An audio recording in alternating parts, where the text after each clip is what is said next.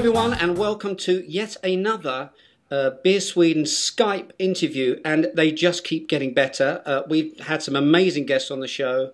We've had Jim Cook, we had Greg Cook, I think, just the last time, but really, can we get any better? I think we can, because the gentleman that you can see that's joined us today is none other than Garrett Oliver, the head or the brewmaster at Brooklyn Brewery over there in the United States of America. But you're not over there right now, are you, Garrett? You're over here with us, actually, in Sweden. Welcome to the show. Thanks for having me. I'm indoors, which I will only be for a short time because the weather here is even nicer than it is at home. So it's stunning weather. You've picked your moment beautifully, Garrett. Now, if you're a beer geek or a beer enthusiast or whatever you want to call yourself, and I know a lot of people that follow BeerSweden are, you'll obviously probably need no introduction to Garrett. But for people that perhaps are a little bit new to the scene, Garrett really is, I think it's fair to describe you. I would describe you, Garrett, as a real gentleman of craft brewery. Or craft brewing, shall I say. Could you just sort of give us a little bit of background about how you got into brewing in the first place and how that sort of developed all the way up to becoming, you know, head or brewmaster at Brooklyn? Oh, so I think gentleman is what they call you when you've been around for a little while. Oh, yeah. But, trying to be diplomatic. I'm proud of that I've been around for a little while. So I actually fell in love with beer starting in 1984. 1983, 1984. I was stage managing rock bands in London. When I got over there, my degree was in broadcasting and film, which allowed me to drive any colored cab that I wanted. So I decided the best thing to do would be to move to London and do something else. And I fell in love with the beer over there, the cask conditioned beer. And then I went traveling all over Europe, had all these wonderful beers. And then I got back, and this is 1984, and there was nothing to drink. And this was a problem. So my best friend, after hearing me complain for many months that I couldn't get any decent beer, he got me a homebrewing kit for Christmas and said, "Here, shut up and do it yourself." So I did. Okay. And it was a long, slippery slope, and eventually I fell in. So 1989, I went to work for a place called Manhattan Brewing Company, which was run by Mark Whitty, who had been the head brewer for Samuel Smith's. Okay.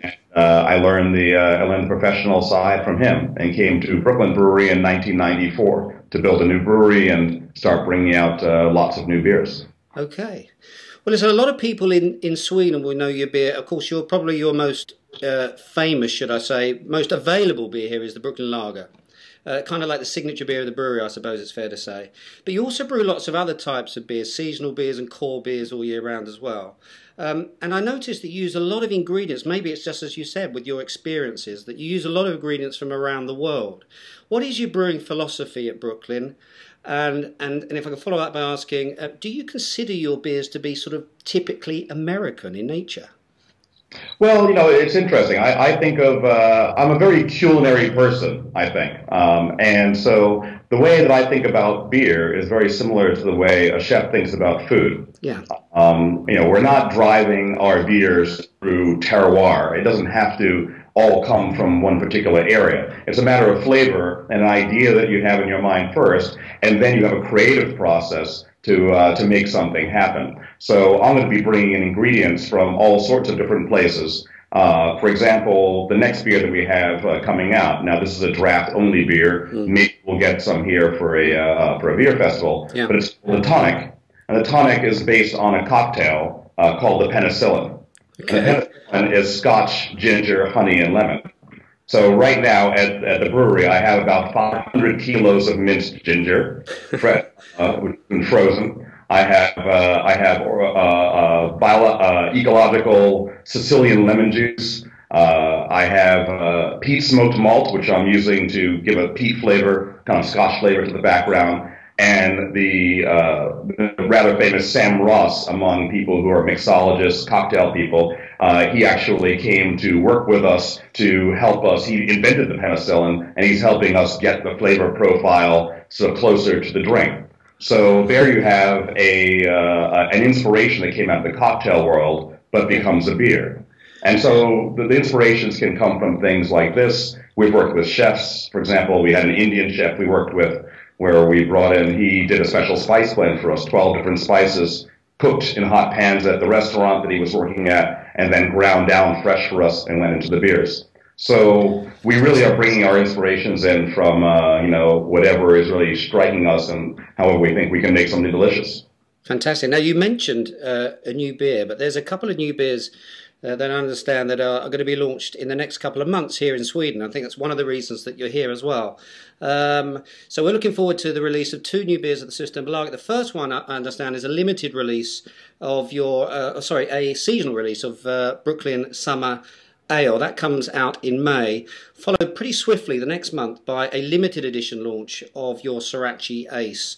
Can you tell us a little bit more about these two beers in particular, why they work so well in the summer? And of course, because it's you being you, what types of food do these two beers pair particularly well with?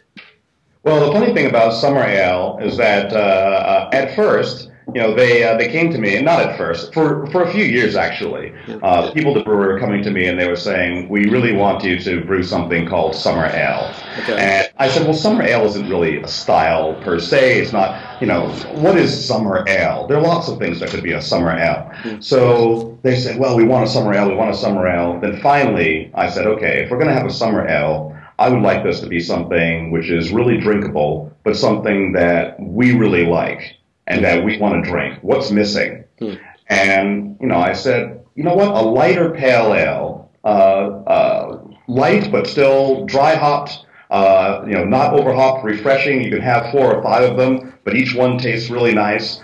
Would be something special. And finally, we brought it out. Most people do a wheat beer or something. Yeah. And ours would be quite different. And it's now the second largest selling beer at the brewery altogether. Right. It grows like 100% a year. Cool. And I would like to say that it's all about just all about the beer, because of course I'm the liquid. Well, of course. So I think liquid is the most important part of the whole thing. But I have to admit, the summer ale bottle, really cool. And now it's also a beach towel now. I just saw at the brewery somebody's made a beach towel out of it, so cool. It's pretty nice. And during the summer, we drink an awful lot of this stuff at the brewery. Yeah, I can imagine. Well, of course, it's 4.5%. So it's particularly 4.5% dry. And we're using some American malts, but mostly British malts, which give you a lot of flavor. Out of that 4.5%, a nice snappy bitterness, relatively dry, and there's something that we sort of drink all summer long. Fantastic. So just to reiterate to the viewers out there, this is coming out on the 16th of May at the Systembolaget, and it will be on sale for the whole of the summer. So there we go. There's your barbecue beer, there's your summer beer, your beach beer, all of those sort of things rolled into one. The other beer, Garrett, which I suppose makes the sort of ears burn of the beer geeks a little bit even warmer, is this Sorachi Ace. I managed to actually, when you were last down, I don't know if it was last, because I know you're a frequent visitor to Sweden, but when I was down at Beer Makers Dinner with you about a year ago now, we had some of the first Sorachi Ace bottles that came into the country. Very special beer with a very unusual hop in it. Can you tell us about that one? Well, Sorachi Ace is the only beer we've done that was based entirely on one hop variety. So the hop variety is called Sorachi Ace. Yeah. It was developed by the Sapporo Brewery back in the 70s. A lot of the big breweries have hop breeding programs where they're looking for new things. And being a large brewery that does straight lager beer, they didn't really have any use for something that had a really unusual flavor. But Sorachi Ace tastes like lemongrass and lemon verbena, very herbal, very bright. And as soon as I smelled this hop, I just saw the beer. It was really kind of a flash. I could have written the recipe in 30 seconds flat. So the beer is a saison, very dry, re-fermented in the bottle. So here's another case where, I think the beer is delicious, but this is the coolest bottle I think I've ever seen. I was going to say, it's one sexy-looking bottle, isn't it? Look at that. Come on. Beautiful. I want the T-shirt. Yeah, please, make them. We'll buy them. Make one for me. But in any case, this so classical saison structure first came out of the draft beer in New York and beyond. And there's a term that I made up myself, which is called pre-sad. Pre-sad is the feeling that you get 3 days before the end of your vacation. You've had a great time, and you are becoming sad because it's Thursday and you know you're going to leave the vacation on Sunday. So when we were running out of Sorachi Ace, we became pre-sad that Sorachi Ace would soon be gone. So then we made some more 2,500 case special, this time re-fermented in the bottle with champagne yeast. And we only made the 2,500 cases. We drank it ourselves all summer. And towards the end of the summer, we became pre-sad that we would be... again. You should have a health warning on it, Garrett. Sad about something twice. You should think about whether or not you might simply keep it around. Exactly. So this year, we decided that we're going to bring out Sriracha Ace as our first new permanent beer in a long time. All right, so it's a permanent beer. So this is now a permanent beer in the reg. As much Sriracha Ace, the hop, is grown on only one farm now, Virgil Gamache Farms in Toppenish, Washington. Okay. And we're going directly with the farmer, who's a good pal. And so this beer has Sriracha Ace for bittering, but also late hopping and also dry hopping, and has this bright lemony character, very, very dry, with a saison sort of structure to it. And to me, it tastes like sunshine in a glass. And amazing, I seem to recall with the meal that we had at Food Beer. What sort of things would you pair Sriracha with? All sorts of foods, but especially seafood dishes, shrimp, crab cakes, that I do myself. I really like it with. I just had some curried herring with lunch that it would be really great with it. Take it to Thai restaurants, Thai food, things like that. I think it's very versatile, and it's also, it's a little bit strong at 7.5%, but it goes down rather too easily in a way. But this is Sweden, though, Garrett. We like high ABV. Listen, there are, as I understand it, just to sort of fill the readers in and the followers in, there are only 3,000 bottles of this hitting the shelves June the 1st. So I would I'm going to buy 2,500 of them. So there'll only be 500 left. So I recommend you really do get your act together and get hold of these as quickly as you can. Again, stunning bottle there, Garrett. Beautiful. Listen, the media in the US, when I was over there, obviously craft beer or the craft brewing scene is quite evolved compared to over here in Scandinavia. But the media here is beginning to sit up and take notice a little bit more about craft beer. And of course, US craft brewers, they're kind of stealing the headlines a little bit with their beers, which are often quite extreme in nature. What's your take on these kind of over-hopped, or I say over-hopped, that's not the right word, but highly hopped, high ABV beers that are coming out of the States right now? Well, to be fair, we were among the first people to start doing beers of that sort ourselves. Back in 1994, we brought out Black Chocolate Stout at 10.2% Imperial Stout, and still a big winter seasonal for us. However, I think the whole thing that it's about is not the ABV itself, is whether or not you have structure, you have the flavor profile, that everything falls into place. And I think that it's quite possible to make really big beers that are actually beautiful. Yeah. But the problem is that most people don't ask themselves when they're making the beer, well, is the beer beautiful? Does it taste wonderful? Yeah. Instead of saying, well, how many bitterness units does it have, and what's the ABV? And I think that's the most boring thing in the world. It's sort of like if you went to a chef and he said, this is the saltiest stew you've ever had. Exactly. There's so much, I'll bet you're not even man enough to eat this much salt. Yeah. And that's sometimes the attitude that brewers will take towards bitterness or whatever else. This is the bitterest beer you ever had. Yeah. Now I'm going to put it inside a squirrel. Yeah. That's right.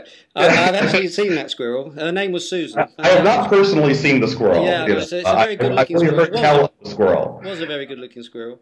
But I hear you what you're saying.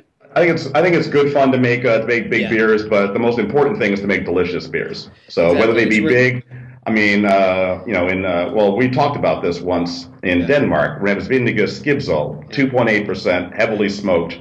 I love that stuff. If that came from my brewery, I'd be very proud of it. Hopefully, there's enough room in the beer world for kind of both. These high impact beers and as you say, beers that are wonderful too. Yeah, well, they can all be wonderful, but there's room at my brewery for 3.5% beer. I think we might do that next year. Talking about your brewery, I understand that there's been a lot going on at the brewery over the last few months. There's been a significant expansion of the brewery.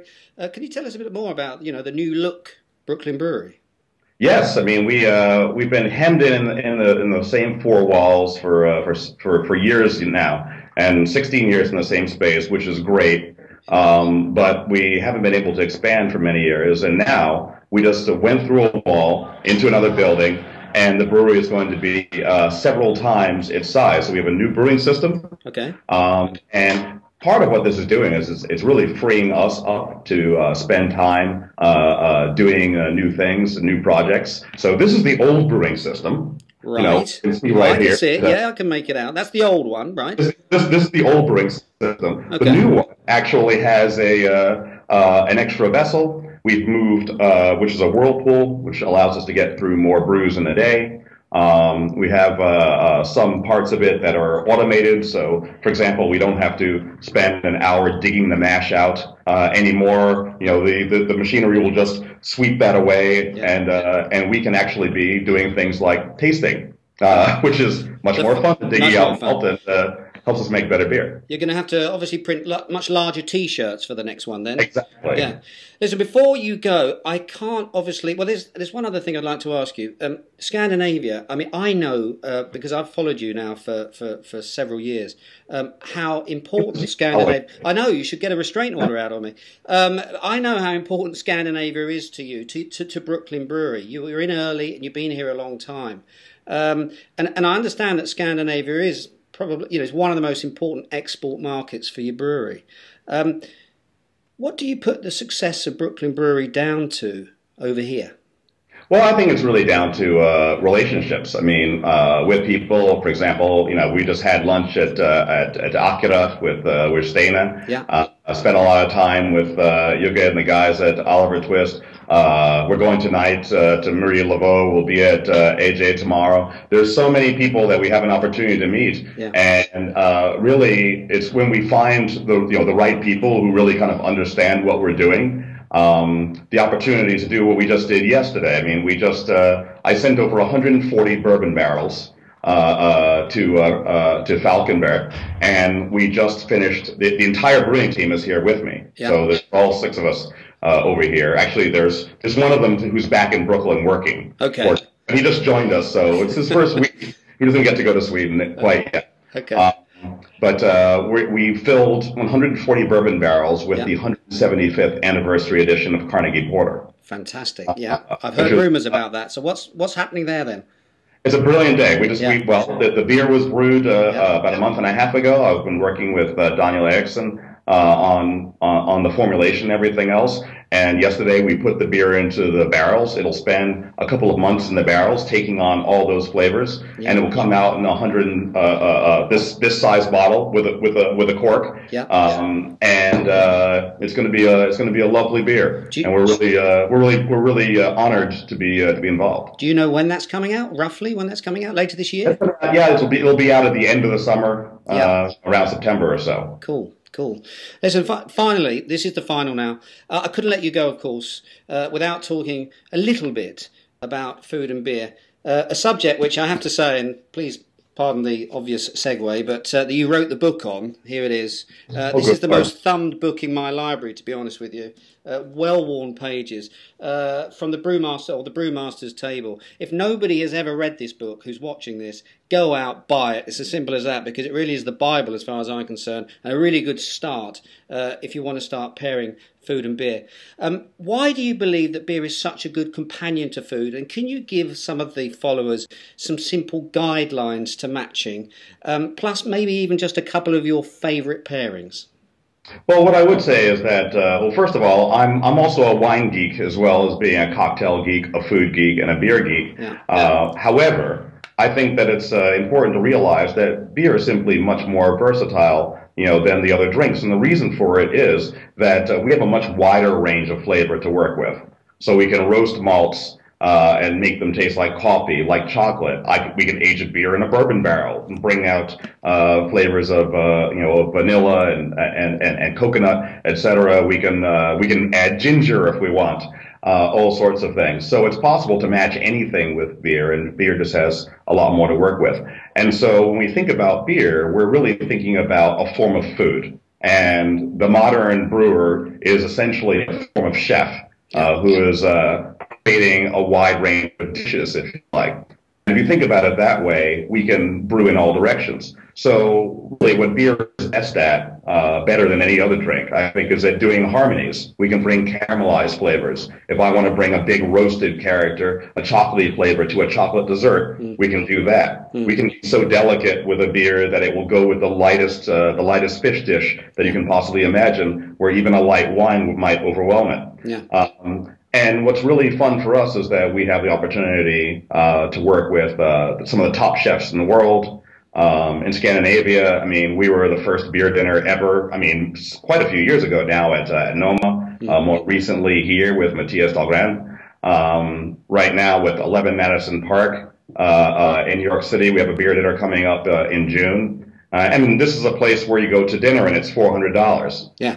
And these a person. And these guys have determined they want to have not only the best wine list in New York City, but also the best beer list. Yeah. If not in New York City, perhaps in the country. And they're really, really serious about it. And so beer can take you all the way from your backyard barbecue, you know, at which you can enjoy some summer ale or Sriracha Ace or Brooklyn Lager or whatever else you might like, and go all the way to the top tables, which is exactly the way that it should be. And I think that if you like spicy food, for example, you know, something like a nice IPA is going to match things in a way that that no other drink really can. So I think that with beer, you have the best of all worlds. Okay, so spicy food with IPAs. Cheeses, of course, that's one of the big myths that you can bust. Beers with salads, and brunch dishes, imperial stouts with desserts and Stilton cheese in particular. Just so many different things. I mean, obviously, I wrote over 300 pages, you know, on that, so it's a big subject. It's a big subject. So people should rush out and buy this book. Yeah, well, hopefully it's a big life. You know, you have a lot of time to think about and a lot of beers, thanks to guys like you, actually, Garrett. Listen, thanks very, very much for taking time. I know you've got a hectic schedule. You've got to rush off somewhere else now and have a few more tastings while there's a guy back at the brewery doing the shift. But thanks very, very much for popping by and talking to us here at BeerSweden. Sunshine today. Yeah, that's what I'm told. Exactly. A real pleasure to have you here. Safe journey back, and hopefully we'll see you again sometime on BeerSweden. Thanks much. Always good to see you. Now listen, just actually while I'm parting, I do so happen to have, because of course it's not been released yet, but I've got your... I have to pour this in front of you now. Yeah, you see, you'll make me jealous, but I've got your pale ale here, so your India pale ale, so I'll just sort of finish off by saying what I always say, and that's cheers and beers. Thank you very much, Garrett. Cheers to you. Cheers, bye-bye.